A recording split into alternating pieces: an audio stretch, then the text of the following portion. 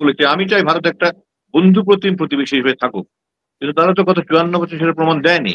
তারা আমাদের আপস্ট্রিমে একতরফাভাবে বাঁধ দিয়ে সমস্ত নদীতে, বর্ষাকালে যখন আমাদের দেশে এমনি বৃষ্টি বৃষ্টি হচ্ছে তারা পানি দিয়ে বন্যা করে দিচ্ছে, শীতের সময় পানি দরকার পানি দিচ্ছে না।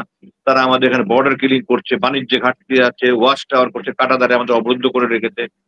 তো এত কিছু করছে আমাদের দেশে, তারা মিডিয়া নিয়ন্ত্রণ করে ভারতপন্থী প্রচারণা চালাচ্ছে।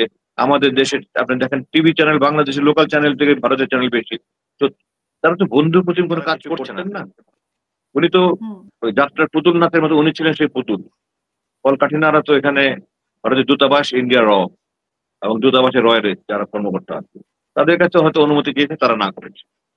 এবং আমাকে ওখানে একজন নিম্ন পদবীর কর্মকর্তা বলেছে যে আপনি বিদেশি চক্রের গভীর ষড়যন্ত্রের শিকার। পাকিস্তানে যে রয়ের এজেন্ট নাই আপনি বলতে পারেন এটা? ওনার বেশি আমি আমার বিবৃতিতে যে বলেছি যে দাঁত ভাঙা জবাব দেওয়া হবে।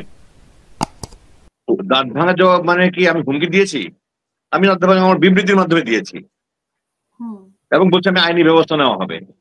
তো যারা ষড়যন্ত্রকারী সবকিছুর মধ্যে ষড়যন্ত্র খুঁজে পায়। বাংলায় একটা কথা আছে, আত্মবর্ণন মতে জগৎ। তার মানে হলো মানুষ নিজের অন্তর দিয়ে দুনিয়াটাকে দেখে। তারা যেহেতু ষড়যন্ত্রকারী, তারা যেহেতু মাস্তান গুন্ডামি তাদের পিতা করেছে, তাদের বড় ভাইরা করেছে, তো তারা নিজেরা ওই আমি যে দাঁত ভাঙা জবাব, তার কথা জবাব দিব আমি। দাঁত ভাঙা জবাব মানে কি আমি তাকে হুমকি দিয়েছি? তারা ওই তাদের মস্তিষ্কের মধ্যেই আপনার প্রোগ্রামিং এমন ভাবে করা আছে যে তারা এগুলি ছাড়া কিছু বুঝেই না। তো আমার দাঁত ভাঙা জবাব আমি বিবৃতির মাধ্যমে দিয়েছি। এখন আপনার কি মনে হয় আপনার সম্পর্কে দিল এসব তথ্যের কোনো ভিত্তি আছে? মানে যেসব তথ্য আপনার সম্পর্কে দেওয়া হলো সেসব তথ্যের কোনো ভিত্তি আছে কিনা? আমি তো চ্যালেঞ্জ দিয়েছি, আমি দুটো বিবৃতিতে চ্যালেঞ্জ দিয়েছি।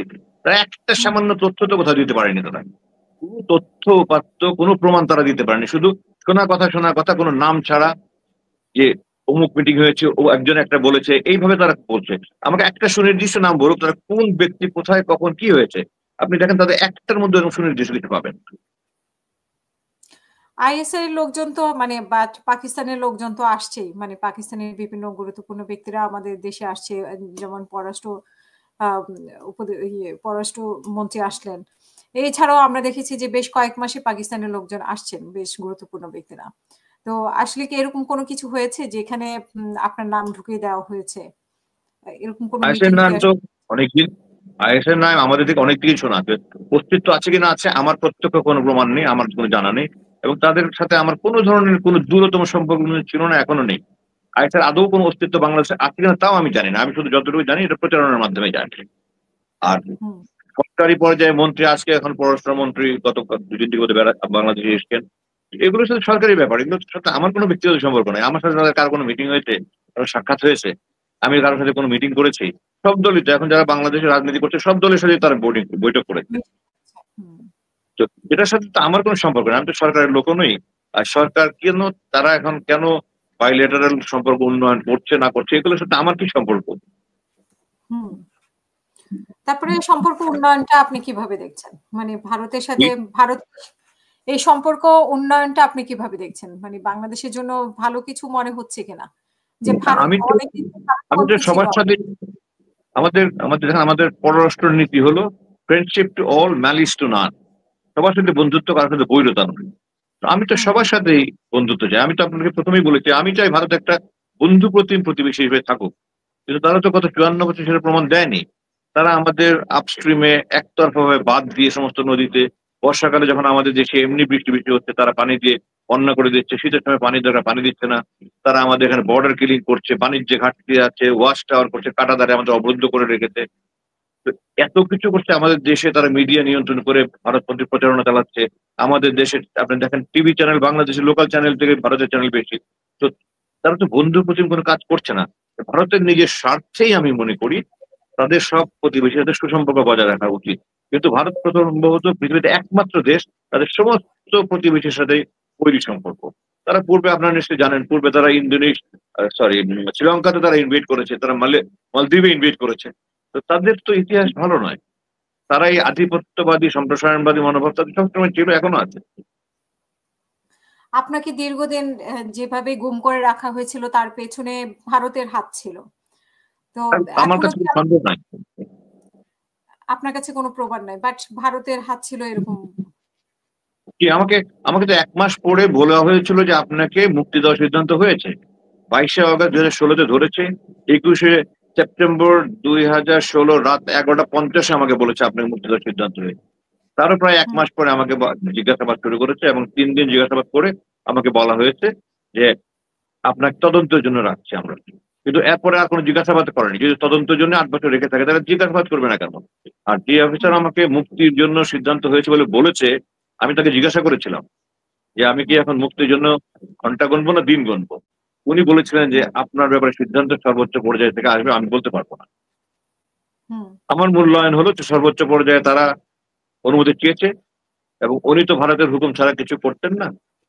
উনি তো হুম ওই যাত্রার পুতুল নাচের মতো উনি ছিলেন সেই পুতুল। কলকাঠিনারা তো এখানে ভারতের দূতাবাস ইন্ডিয়া এবং দূতাবাসের রয়ের যারা কর্মকর্তা আছে তাদের কাছে হয়তো অনুমতি চেয়েছে, তারা না করেছে। এবং আমাকে ওখানে একজন নিম্ন পদবীর কর্মকর্তা বলেছে যে আপনি বিদেশি চক্রের গভীর ষড়যন্ত্রের শিকার। হুম হুম এটা তো বোঝার কোনো বাকি থাকে না। হুম তো সেই বিদেশি শক্তি নিশ্চয় এখনো আপনাকে নিয়ে ষড়যন্ত্র করছে। সেই করছে ষড়যন্ত্রের অংশ হিসেবে আনন্দবাজার পত্রিকা রেডি এবং বিভিন্ন কি? সাংবাদিকদের তারা কি অপপ্রচার। আপনি যদি রিপোর্টটা পড়েছেন তারা একটা তথ্য উপাত্ত দিতে পেরেছে? তাদের বক্তব্য সপক্ষে তারা কোনো প্রমাণ দিতে পেরেছে? একটা তথ্য, কোনো ব্যক্তির নাম, কোনো ঘটনার নাম, দিন তারিখ একটাও দিতে পারেনি তারা।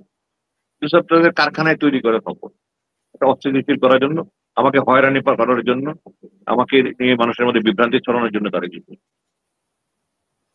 মানে এখনো হয়তো বা আপনি ওনাদের কোনো না তাদের কোনোভাবে না কোনোভাবে টার্গেট আছেন, সেই জন্য হয়তো। জি, তারা তারা এখনো আমাকে, মানে আমার প্রতি তাদের আগ্রাসী মনোভাব এখনো আছে। কারণ আমি হুম ভারতের বিরুদ্ধে বলিষ্ঠ কণ্ঠ, আমি ভারতের বিরুদ্ধে খুব সবসময়, ভারতের বিরুদ্ধে আমার ব্যক্তিগতভাবে কোনো আক্রোশ নেই। আমি আমার দেশপ্রেম থেকে, আমার দেশের জন্য যারা ক্ষতিকর তাদের বিরুদ্ধে আমি সবসময় সোচ্চার থেকে। হুম এখন যেটা মানে আমাদের বাংলাদেশের যে পরিস্থিতি রাজনীতির, সেই পরিস্থিতিতে পাকিস্তানের এই যে পররাষ্ট্রমন্ত্রী আসলেন এবং সম্পর্ক উন্নয়নের ব্যাপারে আলোচনা চলছে এবং ওনারা বলছেন যে 2বার ওনারা ক্ষমা চেয়েছেন। আহ তারপরে ওনারা বলছেন যে মানে বাংলাদেশকে মনটাকে বড় করার জন্য বা ইয়ে করার জন্য এগুলো। তো আপনার কাছে কি মনে হয় যে এটা বাংলাদেশের জন্য একটা সুযোগ এসেছে পাকিস্তানের সাথে সম্পর্ক উন্নয়নের, এবং সেটা বাংলাদেশের জন্য শুধু প্রসারী প্রভাব রাখবে বলে মনে করেন কিনা? আমি তো আগেও বলেছি যে আমি সব প্রতিবেশীর সাথে সুসম্পর্ক বজায় রাখার পক্ষে এবং এটা আমাদের পররাষ্ট্র নীতিও তাই বলে। এখন দেখেন আপনি, একসময় আমরা ভারতের অংশ ছিলাম 1947 আগে, তাই না? হুম তাই বলে কি আমরা এখন ভারতের সাথে বৈরী সম্পর্ক রাখতে চাই? আমরা তো চাই না।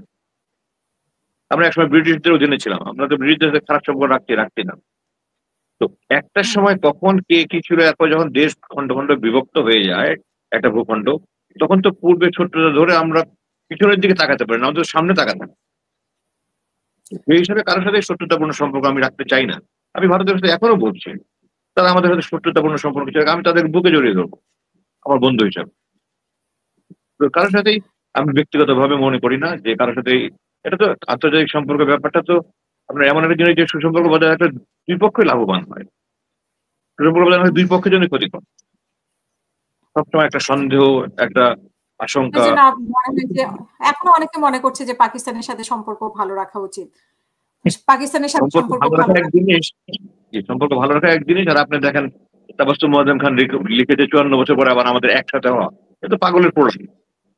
যে একটা দেশের দুটা খণ্ড, দুটা অংশ পশ্চিমে তাদের বৈষম্যমূলক আচরণের জন্য একসাথে থাকতে পারলো না। আচ্ছা, 54 বছর পরে দুইটাকে আবার একত্রিত করার যদি কেউ কল্পনা করে, সে সুস্থ মস্তিষ্কের মানুষ নয়, সে সম্পূর্ণ মানসিক ভাবে বিকৃত। কিন্তু সুসম্পর্ক বজায় রাখার ক্ষেত্রে আমি কোনো প্রতিবন্ধকতা দেখি না। সুসম্পর্ক বজায় রাখার ক্ষেত্রে প্রতিবন্ধকতা নেই, কিন্তু পূর্ব পূর্ব পাকিস্তান ফেরত পাওয়াটা মানে তাদের যে স্বপ্ন, এটা এরকম তো একটা তারা রাষ্ট্রীয়ভাবে তারা তো রাষ্ট্রীয়ভাবে এমন কোনো কিছু বলেছে বলে আমি জানি না। ওই মহিলা হুম রিপোর্ট করেছে, আমি মনে করি সে রয়ের এজেন্ট, সে ওই আনন্দবাজার পত্রিকার সাথে এই দুটা যোগ সাজসে বাংলাদেশের পরিস্থিতি অস্থিতিশীল করার জন্য এটা করছে। এবং সেখানে আপনার পাকিস্তানে নামটাও যে এসেছে। পাকিস্তানে যে রয়ের এজেন্ট নাই আপনি বলতে পারেন, এটা ওনার বেশি আছে, ওনার প্রতিটি বেশি আছে। দেশে এবং আমি আছে, মনে আমাদের করি কাছে সেখানেও আছে। কারণ ভারতের সবচেয়ে বড় শত্রু পাকিস্তান, এবং এই জন্য আমি মনে করি যে এই মহিলা রয়ের এজেন্ট এবং উনি এটা একটা উদ্ভট কল্পনা করে এই রিপোর্টটা করেছে। আমার নামও বলেছে। আমাকে আপনার বলেছে যে নাম আমি পাকিস্তান, হ্যাঁ, আমি পাক প্রেমী, এই ধরনের একটা কথা কি যেন বলেছে। আমাকে বললাম তো, আমি চ্যালেঞ্জ দিয়ে বলেছি আমার বিবৃতিতে, আপনি দেখেন যে একটা মানুষ একটা, আমি কোনো কথা, কাজ বা আচরণে কোনো পরিমাণ পাকিস্তানের প্রতি মানে আস্থা দেখিয়েছি, পাকিস্তানের প্রতি প্রেম দেখিয়েছি, বাংলাদেশের প্রতি আস্থা দেখায়নি, বাংলাদেশের প্রতি আমার আনুগত্য অনুপরিমাণ সন্দেহ, একটা উদাহরণ করে দিতে পারেন, চ্যালেঞ্জ দিতে পারেন। এগুলো ওই মহিলা, ওই রয়ের প্রডিউসড, রডের কারখানায় তৈরিকৃত এই খবর ওই মহিলাও দিক থেকে দিয়েছে, আনন্দবাজার দিয়েছে, এবং এই দুইটা নিয়ে আমাদের দেশে রয়ের যারা এজেন্ট আছে তারা এটাকে ফুলিয়ে ফাঁপিয়ে রসিয়ে রসিয়ে প্রচার করছে।